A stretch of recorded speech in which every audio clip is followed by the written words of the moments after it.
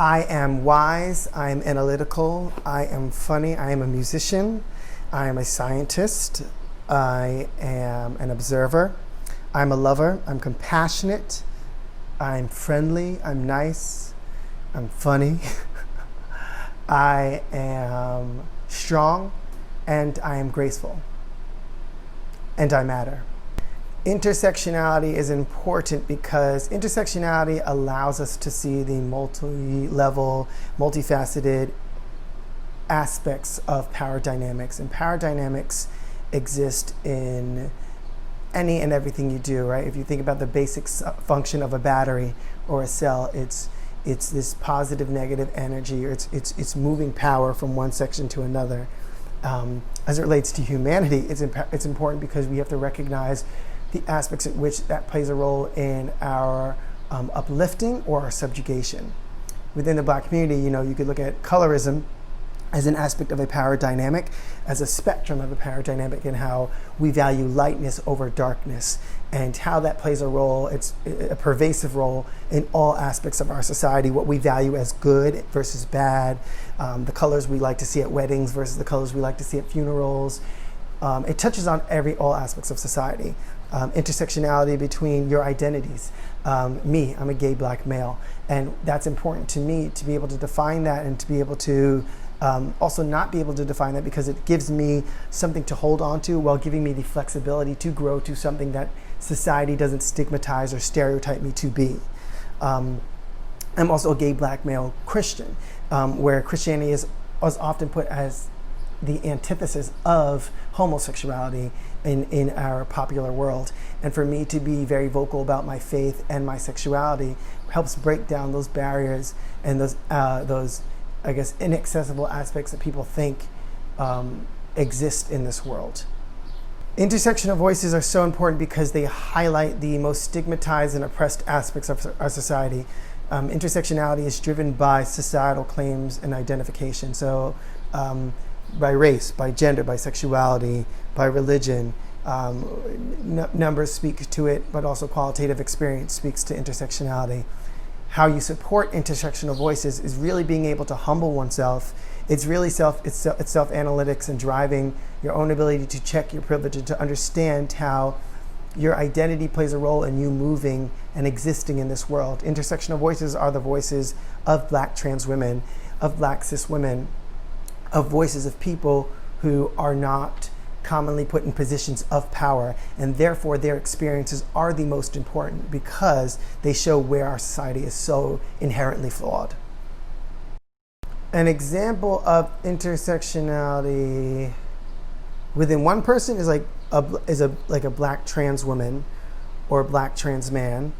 Between two people, you could be looking at a Black man versus a white woman. And they are both subjugated in our current society for different reasons.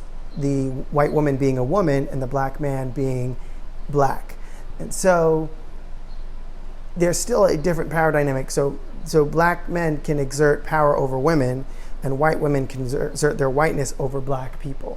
So that aspect of privilege plays a role in how they access spaces, how they're defaulted in spaces, how they're viewed upon in spaces. And mainly privilege is a matter about default, how your default is different from somebody else's. What you see as standard in this world is different when somebody else sees as standard in this world. And it gives you different access to spaces. I tell this story often, I first knew I was Black when I went to Dartmouth, a predominantly white institution that is older than the country itself. So, and the reason why I say that is because Dartmouth, as a predominantly white institution, though I grew up in a very diverse area in Westchester, and my school was very diverse, and I grew up as a Black swimmer, which is you're by far not the norm. I realized I was societally Black when I went to Dartmouth. The way I was treated, the way I was looked upon, the things I had to talk about, the experiences that I had had as a Black person growing up were different from most of my white counterparts at school. And therefore, I realized my identity as a black person in America at Dartmouth. I always knew I was black. I always knew I had black experiences. But I felt my experience, then I also had a lot of mental confusion, because then was my experience growing up in Westchester a black experience? Did it merit up to being a black experience? And it did, because I am black and I exist. And therefore, there's my legitimacy alone in my living.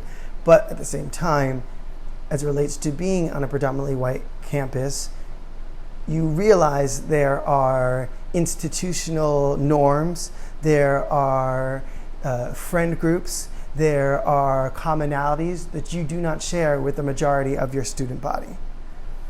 Then if you add being homosexual or being gay to the picture, I had not come to terms with my sexuality at that point in my life. So now I'm struggling as a minority in a minority community at a predominantly white institution. And that's where my intersectional voice and that's where my intersectional understanding and life experience starts to play a role in how I feel and am able to operate in these spaces. I think I mainly realized it in the music department at Dartmouth. I was like one or two or three black students in a classical westernized music program. So there have been plenty of times where we were in Glee Club rehearsal, which is the classical group, and somebody would say a joke, and everybody would be laughing. Ha ha ha! That's so funny! Da da da da da. And I would sit there blank-faced, just looking at everybody like, I don't understand. I don't see what's so funny. And that happened time and time over. And then I realized that laughing, that camaraderie was part of the socialization process of any group, but kind of further separated me from wanting to be part of the majority, kind of like 98% white Glee Club. Ain't gonna let nobody turn me round, turn me round, turn me round. Ain't gonna let nobody turn me round. I'm gonna keep on walking, keep on talking, keep on believing, keep on preaching, keep on living, marching up to freedom now.